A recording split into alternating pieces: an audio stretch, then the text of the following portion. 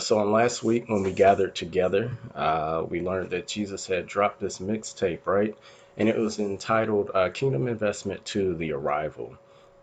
And so we discussed three signs of how we can understand the arrival of the kingdom, knowing that it's not just those three signs, but there could be many. But in particular, the signs included healings, exorcisms, and then also the proclamation of the gospel.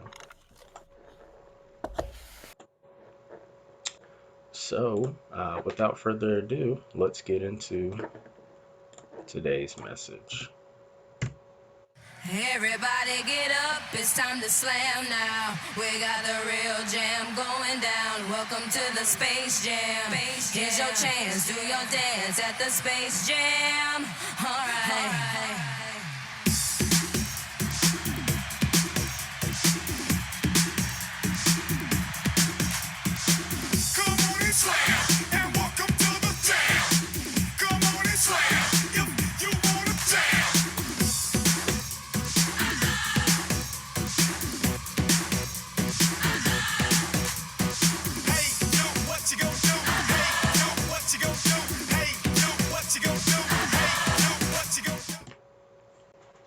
All right, and so today we would like to answer Jesus's question, right?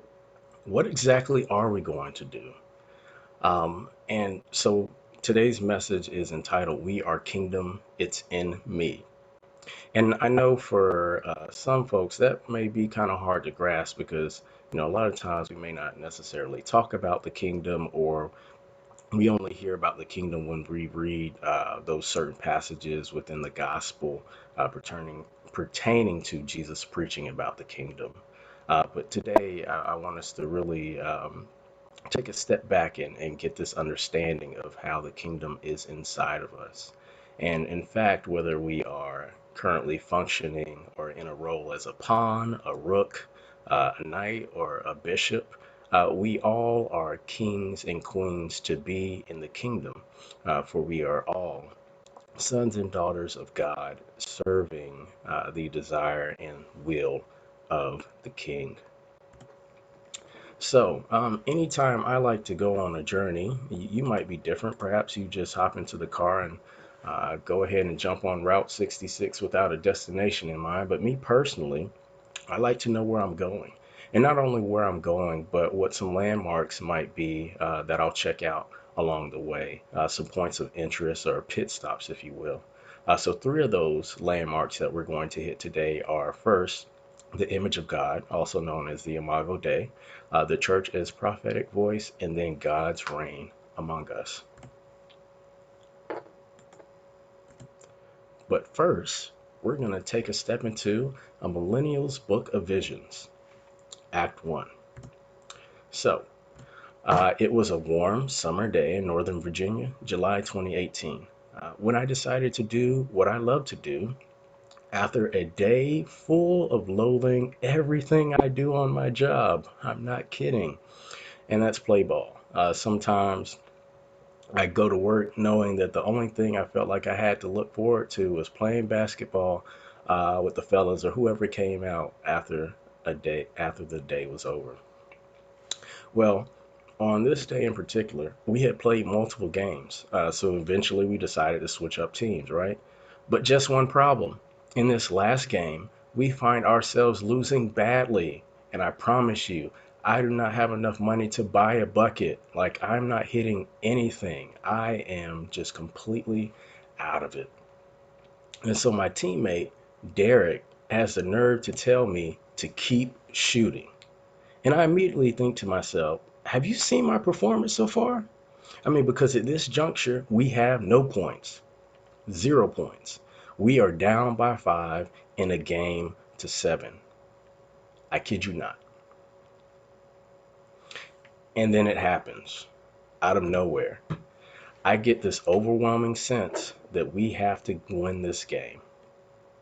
I don't know why, and I don't know how, but we are going to win this game. And if I have to be the one to do it, We are not walking out of here with an L. I wish I had better words or pictures, if only you had been there. So I'll spare you the theatrics. The score is now 3-5. The visiting team is up, and we're more than halfway there. And unfortunately, we are now at the point of intermission in our story, so we'll have to come back to that later. I like this picture describing the image of God because it shows us that inside each and every one of us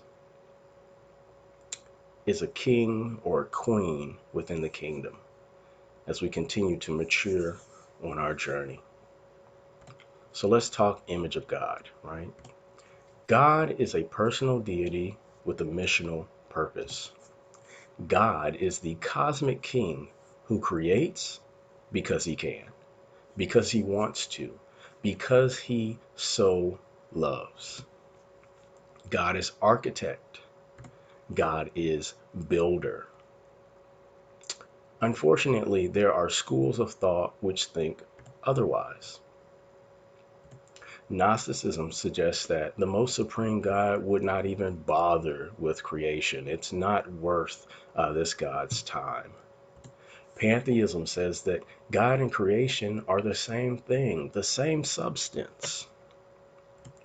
Metaphysical dualism likes to suggest that matter and God are the same age. And my thing is, if matter and God were quote unquote born at the same time or came on the scene at the same time, then who came before God and matter? That's just a question that I have, right? And deism, one aspect of deism would suggest that God sets the clock, steps back, and lets it run. Now, God is separate from creation and more than a clockmaker who sets everything into motion and no longer participates. God not only makes the universe and everything in it, but maintains involvement. One of the ways in which he does this is through vice regents or co-rulers. Remember, this was Adam's initial responsibility and carries on to us today.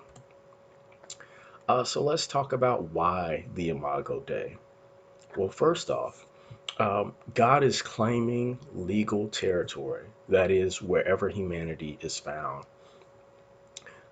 In the beginning, God told Adam and Eve, told humanity to be fruitful and multiply and to fill the earth.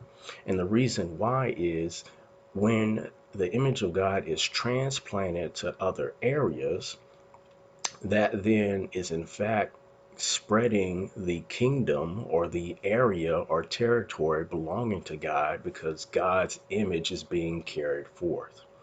To transplant the image of a deity is to say, this land is my land. That's the reason why flags are planted when new ground is discovered. Or you may have picture of kings or other representations that are displayed throughout a territory. If you work in a federal building, it's likely that there's a picture of the president somewhere, or at least a picture of some high-ranking official who represents the administration. When it comes to the image of God, we have three primary concerns. The first is kinship, that is, our relationships. The second is kingship, our authority.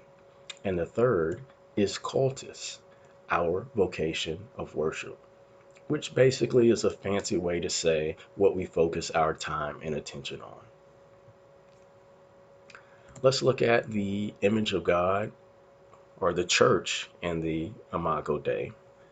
So are there some distinctions? Is it the same? Well, the church belongs to the Imago Dei, right? Because we're all made in God's image. But the church itself is distinct from others within the Imago Dei. The church acts as a vice regent as a whole, reigning on earth through Jesus Christ, worshiping the Creator through its impact on culture by way of kingdom principles, functioning as priests responsible for establishing and guarding sacred spaces, teaching the people God's instructions, and interceding between God and humanity by way of this mediatorial relationship or rulership that God has established.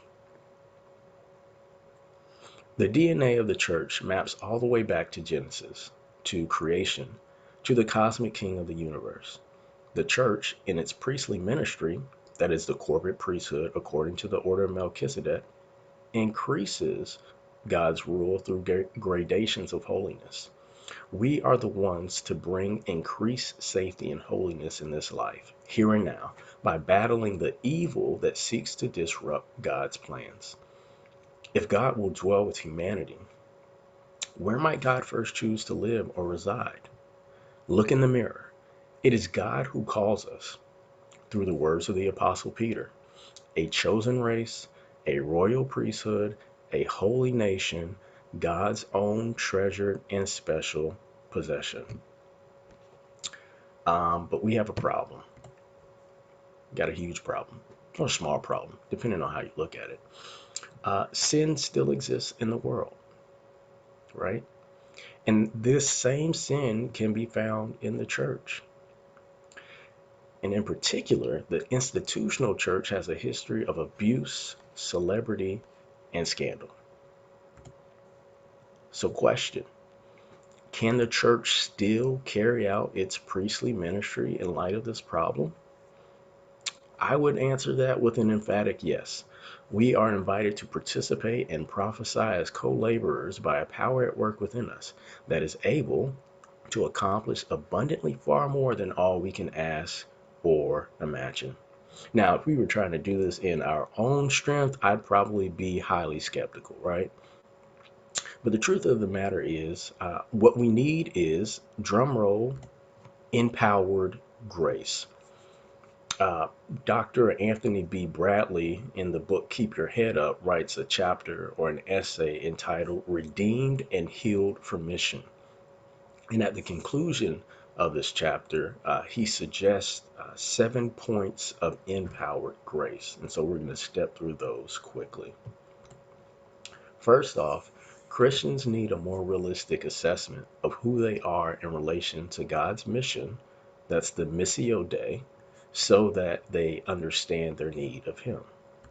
Secondly, Christians desire more power to change things for the good. A kingdom perspective reminds us to seek God's will on earth as it is in heaven. Next, the craziness of life will often tempt Christians to believe that God is not in control of all things or sovereign.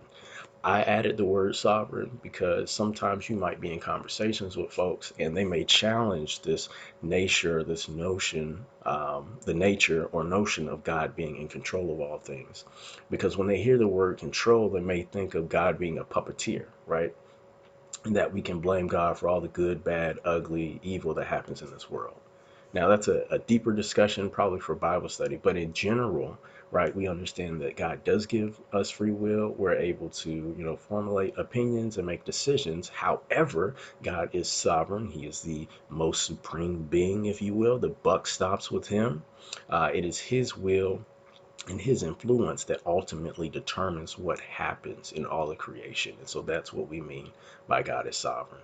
So you can still say that God is in control. I have no problem with that. I just want you to have something in your back pocket in case you need it. You might be in class at seminary or something and somebody, challenging you. You got to say, well, what I mean is God is sovereign. And this is what that looks like. Christians sometimes fear other people instead of waiting for God and trusting His sovereign care. A kingdom perspective helps us trust God's wisdom and love in the most horrible times. We have to remember that God is working out His plan in His time. Trusting God means we will not understand all that He is doing in the world, and that can be frustrating. And then lastly, Christians must understand that God acts in the lives of individuals based on His plan for the kingdom. And Dr. Bradley's point with this last point of empowered grace is that we must be careful not to compare our lives to the lives of other believers because of what they have or what they're doing.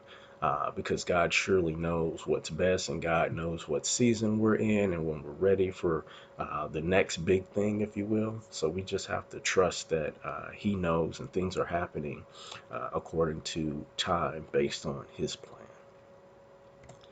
Next, let's look at the church as prophetic voice. So we are the priest kings God has chosen to rule and reign over, within, and throughout all of creation. But we are also God's collective prophetic voice in the public square or society. And to function properly, we need to grasp the elements of prophetic perspective. Now, this is coming from Ellen F. Davis in a book titled Biblical Prophecy, Perspectives for Christian Theology, Discipleship, and Ministry. You may recall that Professor Davis has had much to say to us concerning several prophetic topics that we've covered, to include the relationship between God, creation, and humanity. So let's step through these elements of prophetic perspective. First, if you're going to have a prophetic perspective, there must be radical concreteness of prophetic expression, which both engages hearers in particular contexts and makes vivid God's engagement with the world. There also has to be a prophetic demand for moral, economic, and religious integrity in human communities, and the recognition that human integrity in these several dimensions is fundamentally related to the God-given integrity of creation. Prophetic participation in the suffering of the vulnerable within the created order and the social order, and prophetic witnessing to the suffering of God. Know that we are a trusted friend of God, entrusted with the ministry of protest, prayer, healing, and reconciliation. And last but certainly not least, a prophetic witness to the theological significance of those who do not worship our God, which is potentially a witness of reconciliation. So I just babbled a whole bunch of words at you, right? So what am I saying? Well, in general, the church is not God's prophet, but we do function prophetically. So peep this as I step through the layman's version of all of that gobbledygook. First off, we know and love God, so we should be painting pictures with our words. This includes taking familiar ideas or notions and connecting them with what may seem distant due to the difficulty of imagining or acknowledging its truth. I often try to do that with the messages I present, as you all have witnessed all of these different, we'll say, creative elements, right? Secondly, there should be no further fragmentation of our lives. We cannot pretend that one aspect of life does not affect another. The Christian cannot become a compartmentalized individual pertaining to ministry, save for or except in the cases of putting in the necessary boundaries for self-care and mental health practices. So here at Global Truth Ministries, we believe that every member is a minister.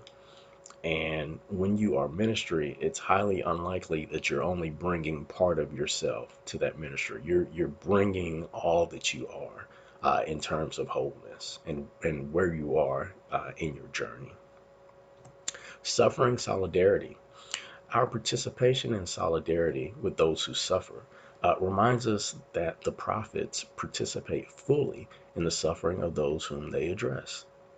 In most cases, the suffering is a result of sin, whether individual or corporate. Both prophet and the church's prophetic voice must suffer on three levels. First, as creatures of God. Secondly, as ones belonging to the people. And lastly, as ones chosen to speak God's words. Now, before you get too dramatic on me, oh, Brother Marcus, I don't want to suffer. I've already lived a hard life. Just understand that to suffer literally means to experience, right? So when we are connecting with folks, we should find common ground in our common experiences. And if we don't have any, just listen. Next up, we are God's friend. He calls you friend. There's an established relationship of mutual trust, and any perceived brokenness in this relationship must be restored. Prophetic intercession, Davis argues, prevents both God and humanity from giving up on one another. This is for the guilty and innocent, respectively, which is an implication of the covenant relationship. Now, I personally don't believe God would ever give up on humanity. I like to think of us as part of God's preoccupation. However, I do like the concept that God feels, as expressed within canonical biblical history, and at times is saddened by the decisions we make. And you can see Genesis chapter 6 as an example of that. Now, Davis names God's suffering with us justice. But personally, I'm just glad it isn't just us, because as humanity, sometimes I feel like we couldn't even find our way out of a paper bag. Conversation for another day. Let's talk about building bridges and making peace. The final element of the prophetic perspective encourages the church to be bridge builders and peacemakers with those who do not worship the God of Israel, that is the Father Jesus Christ. When it comes to the book of Jonah and the Ninevites repenting, Davis suggests that she has not found historical evidence of this, and so she believes that the book of Jonah was written kind of as a rebuke to everything written in Nahum. But what we do know is within the book of Jonah, the big idea or thesis that comes across is when the gospel is preached, even a pagan nation can repent and turn to God within the course of a day. And so Jeremiah chapter 29 invites other nations to participate and be at peace with Israel as well as God. And she goes on to say that seeking shalom for our enemies is just what God expects of us. There is a future hope for them too. And we see that in Jeremiah chapter 29, verse 11. So we know that as the church, we are part of the Imago Dei, right? We also know that we are God's prophetic voice. We're supposed to suffer with others, build bridges, make peace, paint pictures with our words, and speak God's words as a trusted friend.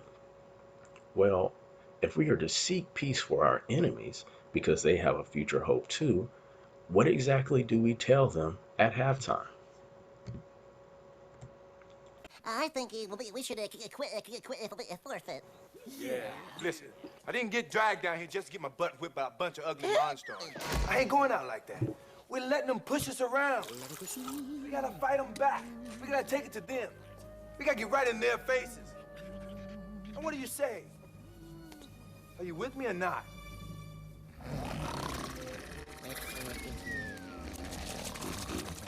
Finished? Great speech and all, Doc. You had 'em riveted. But didn't you forget something? What? Your secret stuff.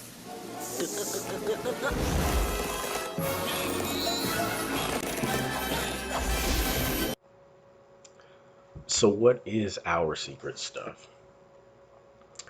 There is so much going on in the world right now. Many believe the world is about to end, that somehow we are on the brink of an apocalypse. Too many equate apocalypse with end of the world instead of revelation. And we know that the entire universe is standing on tiptoe with an outstretched neck because it has had to endure the empty futility, purposelessness, frustration, and chaos resulting from the consequences of him who subjected it. But now, with great hope, the created order is longing for freedom from its slavery to decay and to experience with the sons and daughters of God the wonderful freedom within his children. I'd like to suggest that not only is the universe tiptoeing, but the angels in heaven are cheerleading, just as we heard in the introduction. So, if the proverbial apocalypse that we're in is to reveal anything, it is the glory of the sons and daughters of God who are in Christ Jesus, which means that what is actually being revealed is something so simple, so marvelous, so consequential, it can only be summed up in 2 words. We win. We win.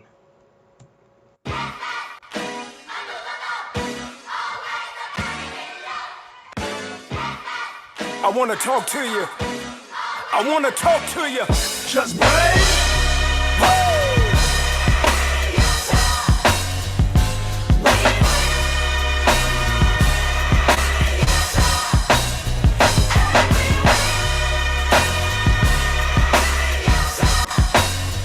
I believe that with you by my side, together we can touch the skies.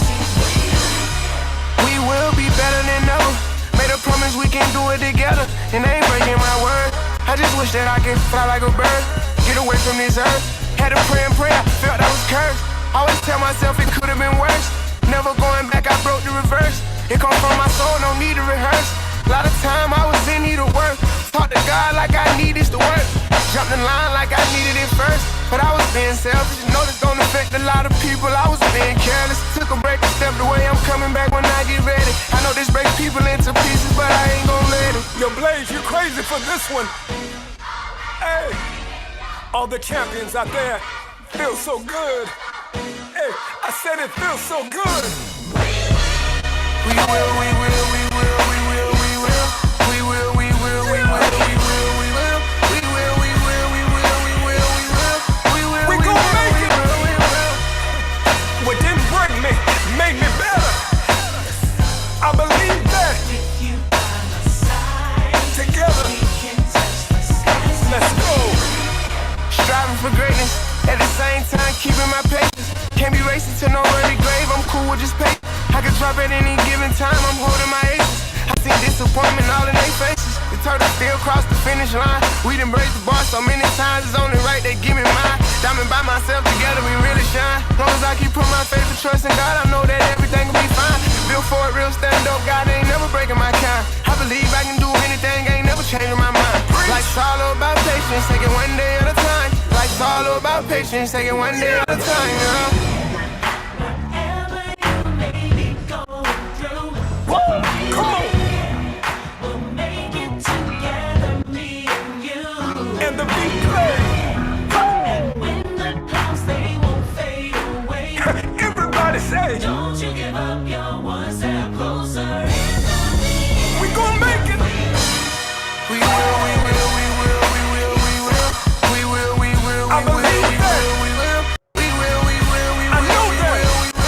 We will, we will, hey, don't never let it break. We will, we will, we will, we will, we will, we will, we will, I believe that. Together we can touch the skies and we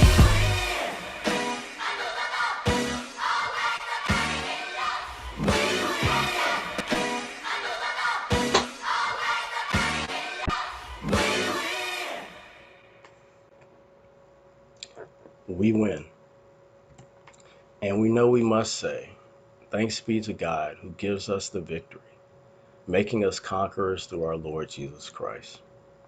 Remember, my beloved brothers and sisters, be steadfast, unmovable, always abounding in the work of the Lord, always doing your best, and doing more than enough in the service of the Lord, knowing and being continually aware that your labor, even to the point of exhaustion, in the Lord is not futile nor wasted or ever without purpose.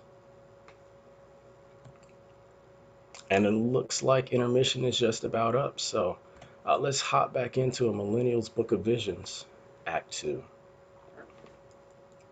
So back to our story. The score is 3-5.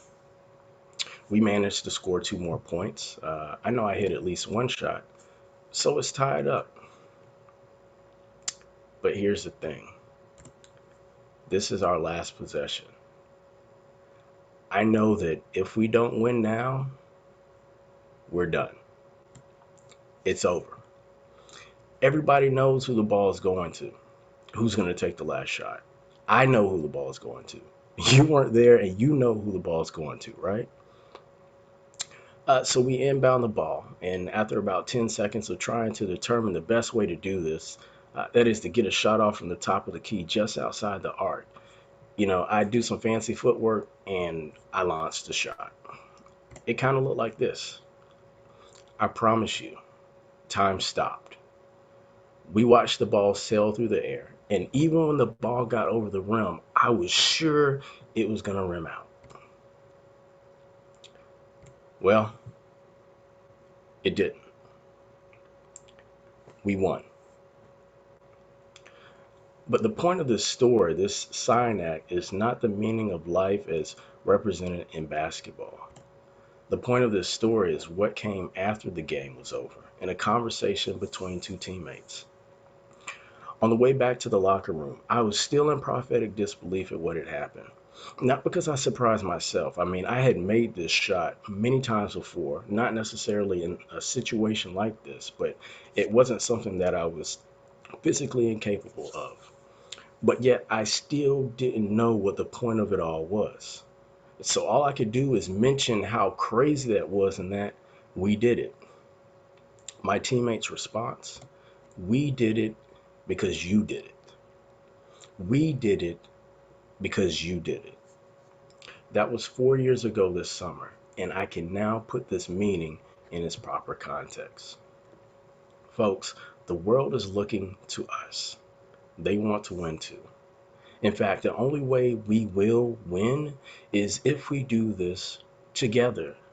If we fall, we will fall together. When we rise, we will rise together. The world will say to us, we did it. We did it because you did it.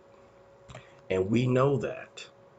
In Zechariah chapter 8, verse 23, it says, they will grab the coattails of the Jews because they have heard that God is with you.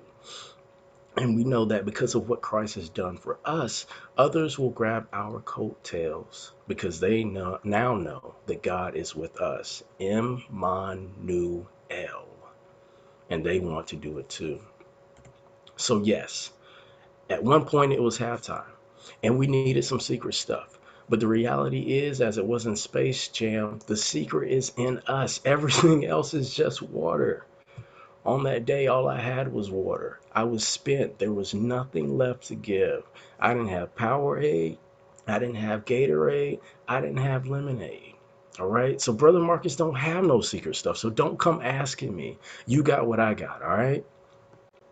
The secret is in you, and what was secret to our ancestors has now been revealed. This mystery has been kept in the dark for a long time, but now it's out in the open. God wanted everyone, not just Jews, to know this rich and glorious secret inside and out, regardless of their background, regardless of their religious standing. The mystery in a nutshell is just this: Christ is in you. So therefore, you can look forward to sharing in God's glory. It's that simple. As we prepare to wrap up, let's talk about God's reign among us. In particular, we're going to check out some of the Psalms, and we'll start with Psalm 48. The Lord is great. He is praised throughout the city of our God, his holy mountain. His city is such a pleasant place. It brings joy to people from around the world. Mount Zion is the true mountain of God. It is the city of the great King. In the palaces of that city, God is known as the fortress. Once, some kings met together and planned an attack against this city. They marched toward the city, but when they saw it, they were amazed. They all panicked and ran away. Fear grabbed them. They trembled like a woman giving birth. God, with a strong east wind, you wrecked their big ships. Yes, we heard the stories about your power, but we also saw it in the city of our God, the city of the Lord all powerful. God makes that city strong forever. Selah. God, in your temple, we remember your loving kindness. Your name is known everywhere, God, and people throughout the earth praise you. You have shown that you do what is right. Mount Zion is happy, and the towns of Judah rejoice, because your decisions are fair. Walk around Jerusalem and count its towers. Look at the tall walls and see the palaces. Then you can tell the next generation about them. This God is our God forever and ever. He will lead us from now to the end of time. So when you get some time, also check out Psalm 96 and Psalm 97. They speak to the God who comes in judgment and the glory of the reign which ensues. There is no properly functioning priesthood without an established holy space or a temple. Creationally engaged, universally focused, and eschatologically oriented, the kingdom of God is a transcendent sphere of reality that conspires with a community of human image bearers in the task of restoring creation to the worship of the one true Creator God. It is a transcendent sphere or realm of existence populated by angelic and human beings that is all about worship. The local congregation is responsible for worship in the community. So let's talk about our local congregation and worship in our communities. Local congregations must begin to ask how God's reign affects our communities to shape our approach to outreach. Now, this counters the usual question, which is, what do we need to do to grow our church? A gospel focus on getting people to heaven is actually an escapist gospel that tends to minimize the real life issues our world faces. A gospel such as this starts in Genesis chapter 3 instead of Genesis chapter 1. Shalom best captures the idea of complete restoration. Our souls yearn for a different type of kingdom than what we currently experience. If God is not the King of Kings, something or someone else will need to take that spot. Some perspectives on the kingdom focus on social justice issues and neglect the need for a personal relationship with the king. Other perspectives do just the opposite, but view the kingdom as something ethereal. Both are needed. The disobedience of Adam and Eve in the Garden of Eden created several divisions: theological, sociological, psychological, and ecological. But thanks be to God that through Jesus Christ's life, death, and resurrection, all of these are reconciled. So, we may live in quote unquote enemy occupied territory, but because of Christ, the enemy has no property rights and he is not the legitimate landlord. It was summer 2021. I was at home waiting to leave for vacation to head to Hawaii, and I had time on my hands because when I'm on vacation, like I don't take work with me. And it was the day before we were scheduled to leave, so I was just kind of sitting there like, well, I need to do something. I guess I'll watch TV. Couldn't find anything on TV, so I decided to watch a movie. And I'm thinking, well, all right, well, what do I watch? What's out? And at the time, everybody was talking about the new Space Jam, so I decided to check it out. Space Jam: A New Legacy, right? And I kid you not, while I'm watching the movie, the spirit is heavy throughout the entire film. And I'm just like, Lord, what in the world is going on? Is there something in this movie I need to see? So I watch it intently, and after it's over, I take notes, I write down everything that I could remember, and I start to think through potential themes and what they might mean. Now, I'll also say this was at the same time where I was preparing to read the book Creativity According to the Kingdom while away on vacation, which the music ministry is currently going through now. And so, essentially, this movie boils down to the relationship between a father and a son. The dad has his way of doing things, but doesn't quite understand his son and what his son likes. And through an extenuating set of circumstances, they end up battling each other in, you guessed it, a game of basketball. Except with one huge caveat.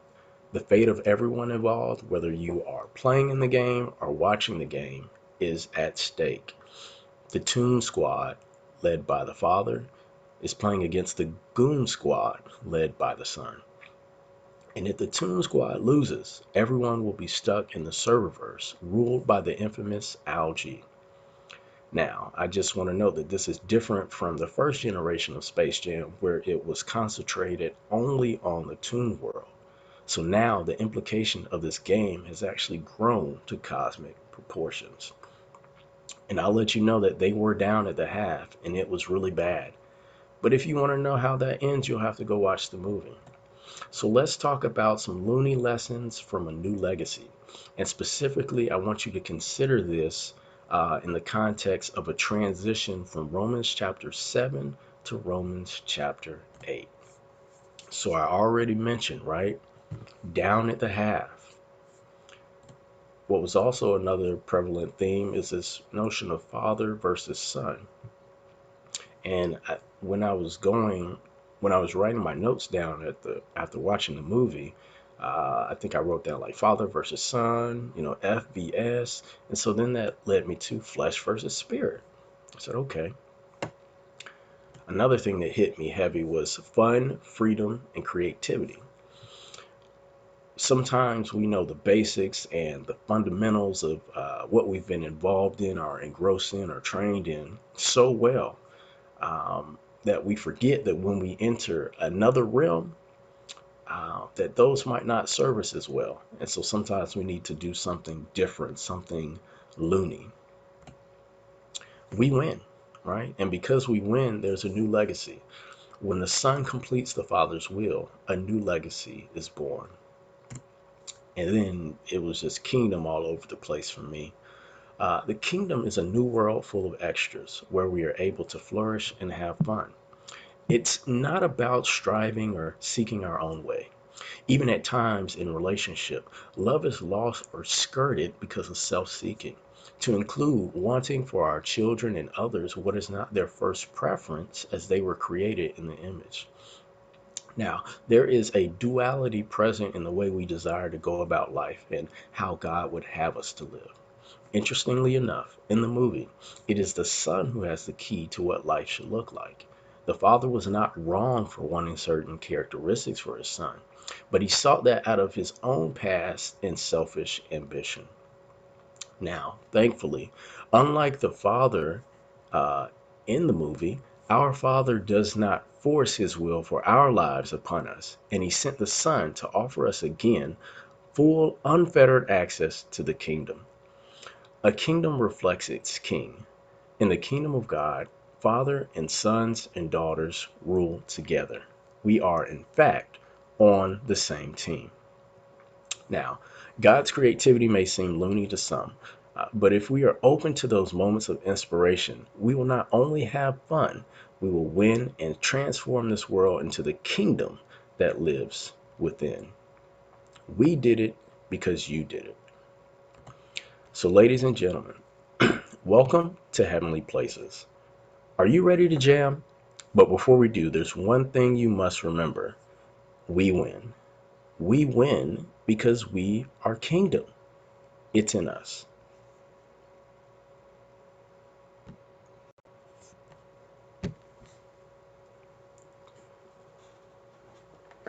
And that ends the culmination of 6 years in seminary and the reading of my master's thesis. So I'll open it up for any questions, comments, etc., whatever you may have.